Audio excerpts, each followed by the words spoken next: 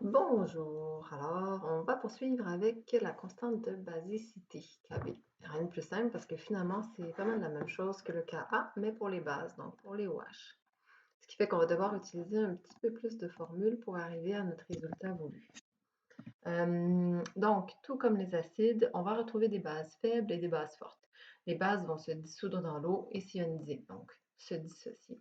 Une base forte va s'ioniser complètement dans l'eau, c'est-à-dire qu'elle va complètement se dissocier. Et donc, tout le NaOH, par exemple, pardon, tout le NaOH va se retrouver sous la forme Na+, et OH-, après son ionisation, après sa dissolution complète dans l'eau. C'est pour ça qu'on a une seule flèche. Une base faible, elle, à l'inverse, va se dissocier, mais partiellement.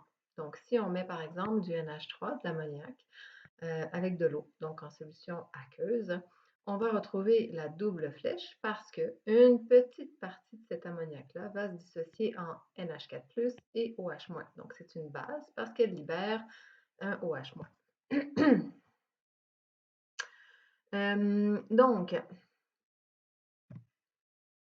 on va pouvoir calculer un Kb. Donc, si on a une base générique, la base plus l'eau va donner l'acide conjugué et les ions OH-. OK? Donc, à ce moment-là, on va pouvoir prendre la concentration des OH- fois la concentration de l'acide conjugué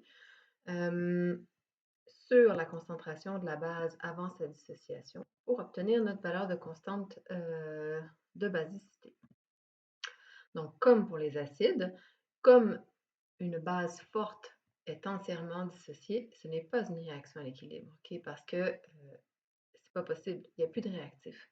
À ce moment-là, on ne pourra pas calculer de constante de basicité pour une base forte, seulement pour les bases faibles.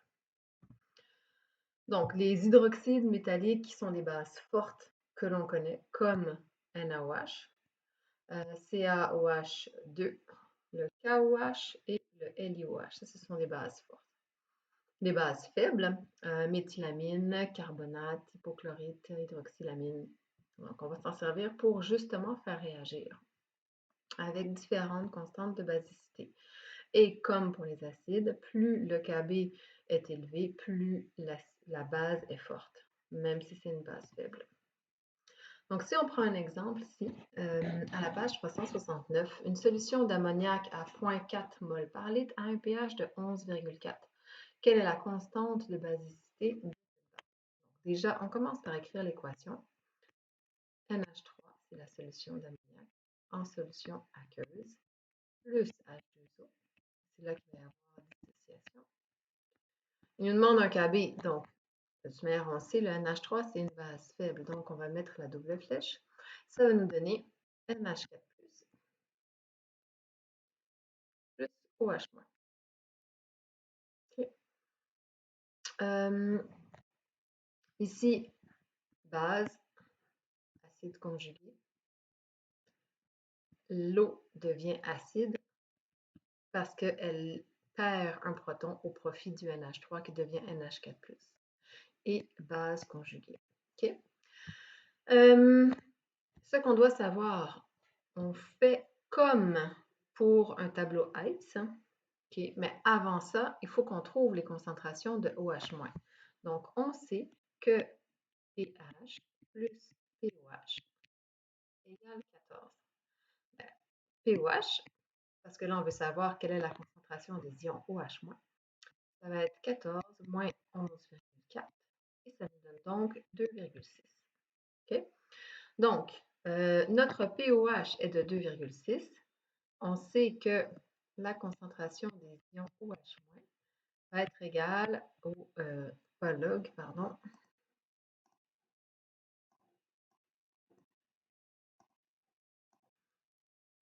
10 exposant moins pOH. Ça va nous donner 10 exposant moins 2,6. Donc, la concentration des ions OH- va être égale à 2,5 fois 10 à la moins 3 molaires. OK? Donc là, on peut commencer notre tableau ICE. ICE, initial, changement, équilibre. Le NH3 à l'initial, c'est 0,4 molaire. L'eau, on n'en tient pas compte. Au début, il n'y a pas de dissociation, au temps zéro.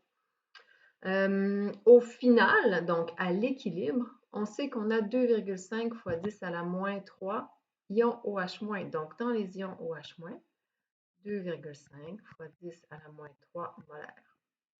Donc, globalement, ce qui se passe, au début, on n'a pas d'ion OH-, on a gagné plus X pour un H4+, 0,4 moins X. Donc, le plus X, en fait, c'est 2,5 fois 10 à la moins 3. Donc, ça veut dire que ce sera la même chose pour le NH4. 2,5 fois 10 à la moins 3. Et pour le NH3, ben, on va faire 0,4 moins 2,5 fois 10 à la moins 3. Et donc, ça va nous donner 0,3975.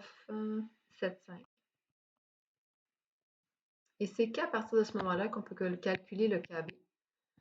Le Kb, ça va être égal à la concentration des ions OH- fois la concentration du NH4 sur la concentration du NH3.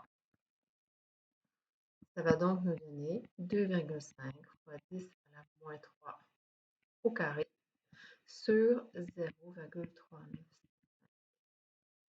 Et donc, ça nous donne un Kb de 1,57 fois 10 à la moins 5. Voilà notre Kb. Donc, vous voyez, c'est comme pour les acides, mais il faut des étapes supplémentaires, c'est-à-dire trouver le pOH quand on nous donne le pH, etc. Okay, donc, c'est une étape de plus. Mais sinon, c'est vraiment similaire. Donc, comme pour les acides, la constante de basicité permet de comparer les forces relatives, tout comme la constante d'acidité. Plus le Kb est élevé, plus la base va s'ioniser, donc plus la base est forte. Pareil, les mêmes formules fournies à l'examen, juste un petit rappel. Donc maintenant, ça clôt toute la matière qui est nécessaire pour faire le quiz Moodle évalué numéro 2. Donc, il est déjà disponible. Vous avez jusqu'au 22 mai, 18 h. Et là, attendez, je vais le mettre en surligneur. 18 h, pas 23h59, pas 22 h. Limite 22 mai, 18 h pour faire ce test. OK? Il y a le As-tu compris numéro 5, KB, qui est disponible également, qui peut t'aider. Et les exercices 21 à 22 sur le KB. Et la semaine prochaine, on fera l'étude du test, on fera la dernière partie, donc la solubilité, constante de solubilité. Donc, si vous avez des questions, je pourrais les faire en capsule vidéo comme vous voulez, et puis les mettre disponibles en ligne. Donc, n'hésitez pas à me faire parvenir les questions sur les exercices que vous devez faire. Donc, sur ce, bonne fin de journée et puis à la prochaine.